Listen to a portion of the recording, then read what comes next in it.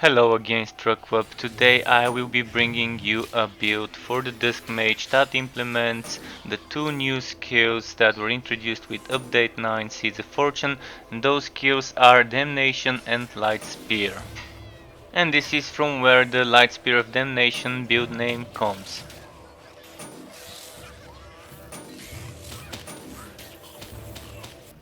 Skills wise, you see I'm using Damnation and Light Spear because they're the two new skills and I wanted to make a build with them, and for my secondary damage skill I'm using Entropy.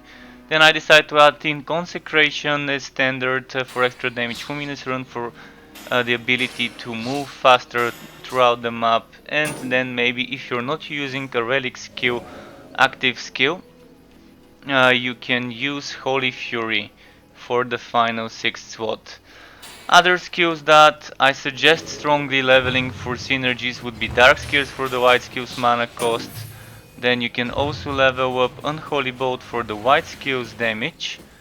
And you can also level up Holy Bolt for like 4 points maybe for extra Dark skills damage for Entropy. One of the synergies here is White Spear benefiting from White Skills mana cost, White Skills damage and White Skills cooldown reduction from Dark Spears, Unholy Bolt and Entropy. I strongly suggest maxing out all of those skills to get the max out of Light Spear, especially since this would be the main damage dealer when we're dealing with bosses and not just mobbing. And then we have some synergies for Damnation and Entropy. First of all, we have Dark Skills mana cost that helps with both of those skills, and this comes from Holy Fury. Then we have Dark Skills damage, which helps Entropy, and this comes from Holy Bolt. The way I set up the build, I have only 4 points spent into Holy Bolt, but you might want to experiment and spend the points differently. When it comes to pet skills, I always say the same thing. My perfect and ideal setup would be using Deadlier Strikes for fights and when moving around the map, or backtracking running partner for extra speed. And the other skills that I would ideally have in my setup would be Screeching Stun, together with Healing Friendship, and for the final slot I would go for Battle Cry.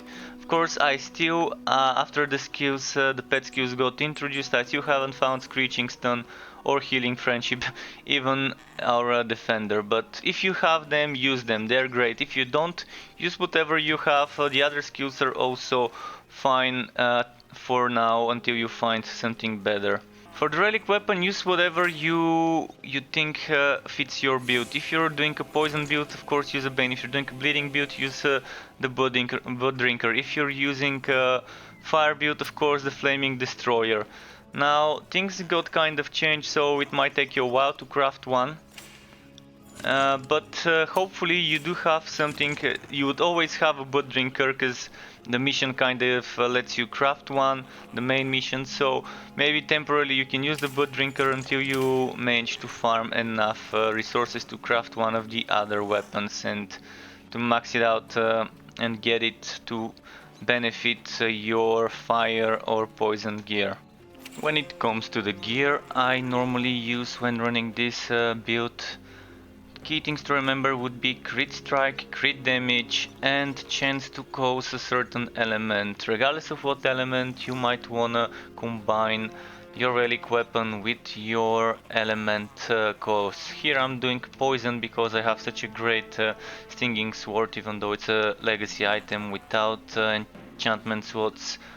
I get crit chance, crit damage, chance to poison, that's why I'm using a poison damage relic, and I'm also using the venomous maw. So if you have a good fire damage sword or a hammer or whatever weapon you have with fire, use the fire relic, probably stack up some burning. If you've got good bleeding weapon, do that to the bleeding setup with a blood drinker. On the focus I do try to get at least 2 mana regen items, 2 mana regen mods. I strongly suggest having maybe critical chance or critical damage together with some damage. If you have something around your level, a good mana regen and 1 or 2 or 3 enchantments legendary item, you can try and get mana regen from the enchantments if it doesn't have more than just the basic, the default one. So just try to find something with at least 2 times mana regen and some other stats that would help you. Currently, there are no modifiers for Light Spear, Damnation and all the other 4 new skills that got added to for each class. So maybe we have to wait to see what modifiers we can get for those skills. I would really like to have Light Spear mana cost reduction and Damnation cooldown reduction. Why cooldown reduction and not duration? I believe this skill would be way more convenient to use when it has the ability to be spammed more often and last less instead of the other way around, because you keep moving on from one pack to another pack and eventually sometimes you find yourself under cooldown of Damnation and you can't cast it on the next pack and you kind of have to skip a pack sometimes of enemies. So in the meantime, what I would strongly suggest is gear that modifies damage with entropy, or if you decide not to use a Relic Weapon skill, you can use Holy Fury, and by using Holy Fury you can kind of benefit from energy cost for Holy Fury bonuses. But I strongly suggest using entropy as the secondary or main damage dealing skill. So as I said, crit chance, crit damage, gearwork is also nice. When you're farming you might want some gearwork. So you can see me using 2 gearwork items, and when it comes to the armor, you either have choices to go for defense based stuff or to go for HP. I suggest going for defense if you're trying to push harder difficulties, especially if you have 2 sockets.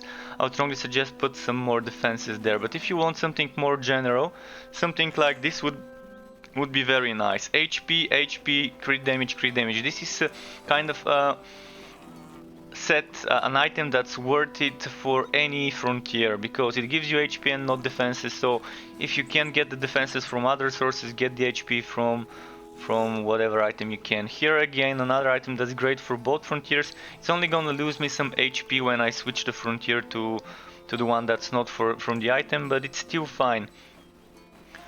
So as I said, when it comes to the relic, just pick whatever suits your build. And gearwork you can only get from those 2 items.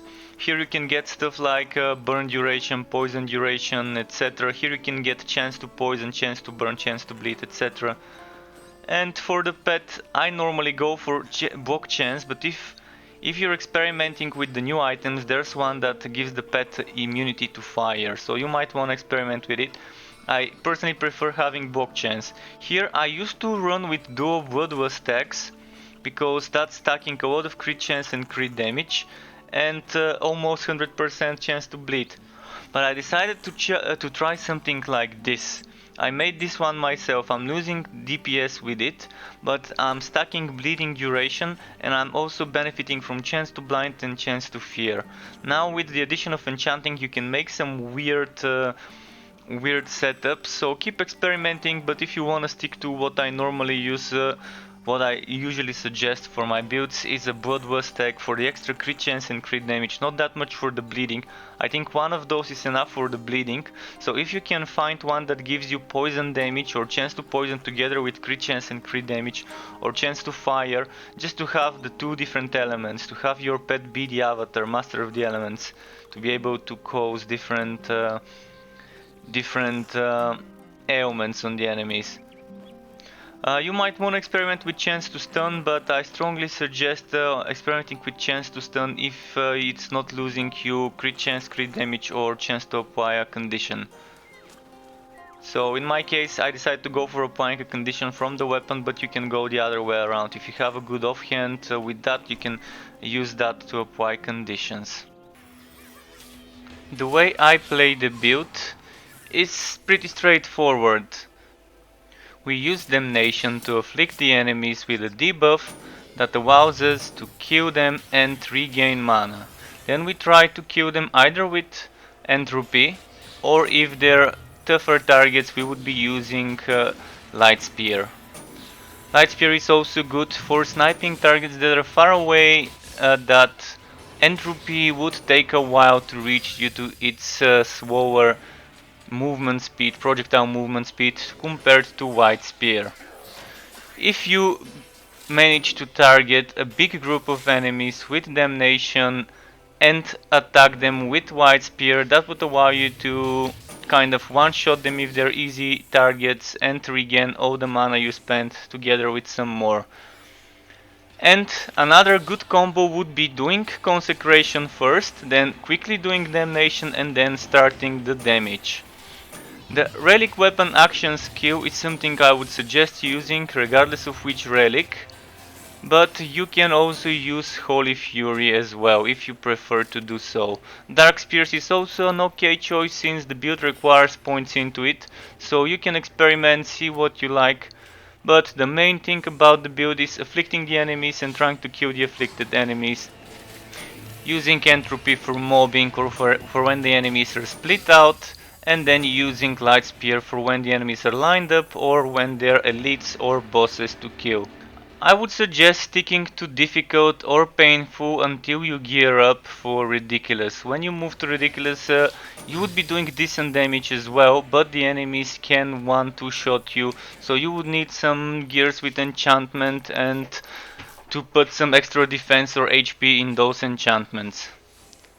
Thanks for watching the video, folks. If you've enjoyed it, you can let me know by hitting the corresponding button. If you didn't, the same goes.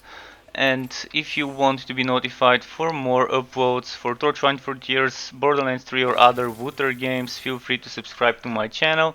Thanks again, keep it cool, and until next time.